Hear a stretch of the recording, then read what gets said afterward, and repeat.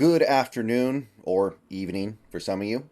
Hope you guys are doing well. Another Seahawks practice is in the books, and I want to go over some of the updates that we have on the team, the way things are going right now. Um, Brady Henderson identified this particular practice session as the most intense and chippiest of camp. There were some scuffles, there was a lot of hooting, a lot of hollering per Brady Henderson, and that's to be pretty much expected. You would expect the intensity to ramp up as time goes by, and we are just now a couple days away from the first preseason game, so it should only get more intense from here. There have been some people in my comments over the last few days concerned that maybe we're being a little too physical, a little too intense in practice because people are getting hurt, but I don't really agree with that. I think that a little bit of that is unavoidable. People are going to get hurt. You look around the league right now, every team has guys that are getting hurt. So I don't think there's really much of anything you can do to prevent that. Obviously, they're not playing at 100% game speed. Obviously, they're not hitting quarterbacks very much yet.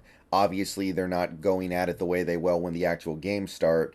And that's about all you can do. There's only so much you can do about that kind of stuff. So just understand that this kind of stuff is going to happen. And I don't really believe that it means anything between players. Like in this tweet, Henderson calls out a scuffle between Eskridge and Jarek Reed II.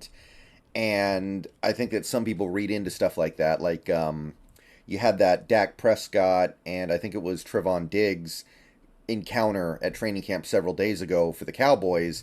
A lot of people were saying, Diggs called Dak a bad word, so they don't like each other. No, I think that's just the nature of a physical competitive game, even between guys who are teammates. You're in there, you're competing against each other. It gets a little heated, it gets a little emotional. And even though you like that guy and you're teammates with that guy, some stuff just kind of comes out. So, no, I don't read anything into that. And I don't think the practices need to be softer than they are. It's a violent sport, guys. It's a violent sport. There's only so much you can do to suppress that. But this tweet does mention the name of Eskridge. So, just to take a minute to talk about that, because obviously that's a little bit of a hot button issue right now among the Seahawks community. The fact that he's in this tweet kind of speaks to the fact that he's still on this team. So he's still on this team, and some people were thinking maybe we would move on from him after the suspension last week. Obviously, that hasn't happened, and it doesn't seem like it's going to happen. Supposedly, anyway, the team was well aware of the incident and they were well aware of the fact that he was probably going to get suspended over it, and they decided to keep him anyway, so why would that change? So Eskridge looks like he's not going anywhere, and I can't believe they would change their minds on that in the next several weeks. And here's the thing. Now that he's suspended for those first 6 games, he doesn't take up a roster spot. So letting him go now would make even less sense, arguably, in a way of speaking, unless you're talking. I mean, I know there's an argument to be made that you don't want somebody on your team who's involved in stuff like this, but again, that doesn't really allow for any degree of nuance into what exactly may have happened with Eskridge and his child's mother. So putting that to the side for a second here, because we don't know exactly what happened, you now are in a position where you can keep him, but you don't have to keep him on your roster for those first 6 games, meaning you get to see another guy for 6 games, maybe another receiver, maybe it'll be a special teamer, a defensive back of some kind, another offensive lineman, and then after the 6th game, you make a decision on Eskridge. Maybe then you let him go if you really like what you see from these other guys. Maybe you promote him if you're not liking what you're seeing from whoever it is who took his spot. And then maybe you make that decision. But right now it doesn't really make sense because it's not going to cost you anything to keep him around until after the 6th game. So doesn't seem like he's going anywhere for now, and we'll see. We'll see how this plays out. Maybe he just never works his way back into the fold even after he gets back. But seems to me we have plans for him, and there are some expectations for him. So doesn't look like he's going anywhere. All right, so now let's talk a little bit about some injury stuff that has come down the pipe over the last several hours. In some cases, some of this stuff is from yesterday, but Charbonnet did practice today, so that is good news. So he's fine. Looks like he's pretty much ready to go. Ken Walker and Kenny McIntosh are both out, But here's the important part of this Brady Henderson tweet I want to call out here. Both are expected back by week 1.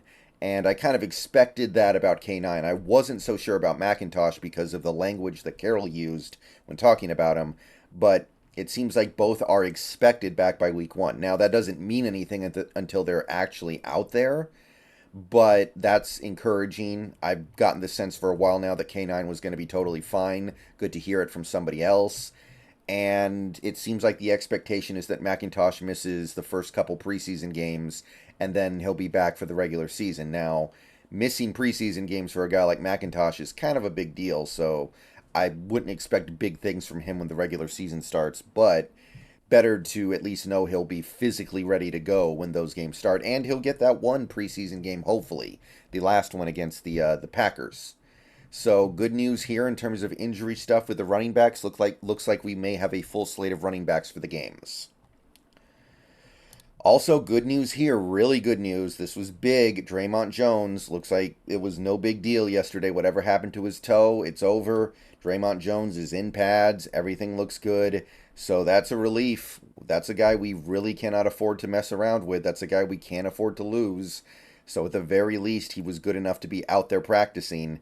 I can't say if he's 100% or not, but if he wasn't at least, I don't know, 97.6%, you'd think he wouldn't be out there in a training camp session. So looks like everything's all right. Great news on that front. And also on the good news front, we got this. I spoke a little bit about Jordan Brooks in yesterday's video, and Carroll, actually not too long after I posted that video, came out and gave an update. So this is from yesterday, but I'm sure it still applies. Jordan Brooks is really close to coming off the PUP. And if by that you take it that he'll be ready for week 1, look, that's shocking. That's shocking to me. This guy got hurt in January. This guy got hurt after New Year. This guy got hurt in 2023, and we were told the timeline was 11 to 12 months. It was supposed to be the same timeline as John Radigan.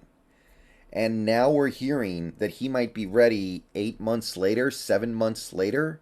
Like, he got hurt about 7 months ago. Well, yeah, 7 months ago. So the fact that he's even close to getting back onto the field is shocking.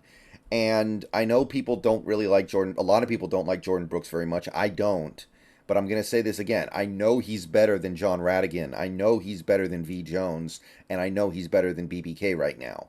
And he may very well be better than Devin Bush. The only inside linebacker on this team that he's definitely not better than is Bobby Wagner. So he's better here than not here. And he also said Jamal Adams looks really good. He did not offer the same degree of confidence that Adams would be coming off the PUP list soon, but there is some kind of indication here that he'll be back shortly.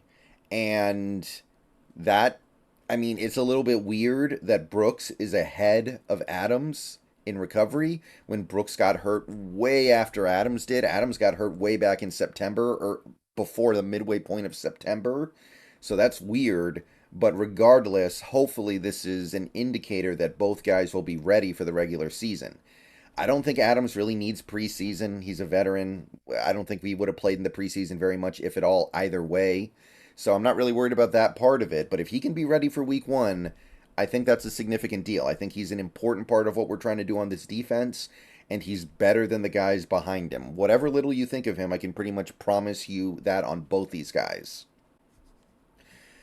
We also got this from Greg Bell. This was the one bad injury news we got from training camp today. Joey Blount got carted off the field. He jammed or slammed his lower back, breaking up a pass in the red zone scrimmage. So it didn't sound like anything visceral in terms of like, oh, his leg snapped in 3 places and he's out for forever.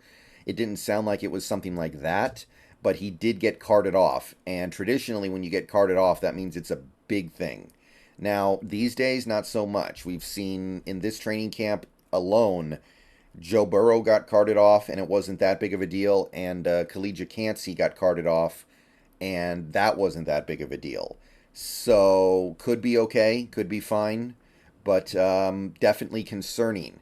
Now, Joey Blount, I think, was kind of 50-50 to make the roster as is. He's a good special teamer, but we are crowded on defensive backs as is. So maybe he doesn't. Maybe he wouldn't have made it anyway. I don't know. But yeah, Joey Blount gets, excuse me, carted off, and we'll have to see where this goes. Obviously, the preseason would have been a big deal to somebody like Joey Blount trying to make this team. Um, One thing that I want to call out in terms of on-field stuff with training camp, because there wasn't a lot of on-field updates from this training camp session. It was just like, oh, this guy's out there, this guy's healthy, this guy's not healthy. Here's what the word is on this guy's health. It's mostly injury stuff. The one thing that I was able to get from the beat reporters in terms of stuff that was actually happening on the field was this from Michael Dugar. Derick Hall had a really good day of practice. And Derick Hall's a guy who's been very quiet so far in this training camp. So this has got to be good news for the people who are maybe a little concerned. Derick Hall was almost a first round pick. So I don't have huge expectations for him this year, but there are expectations for him to do something.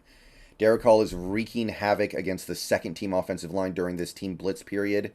Pretty sure he just had 2 sacks over the course of like 4 plays, quick sacks, 2.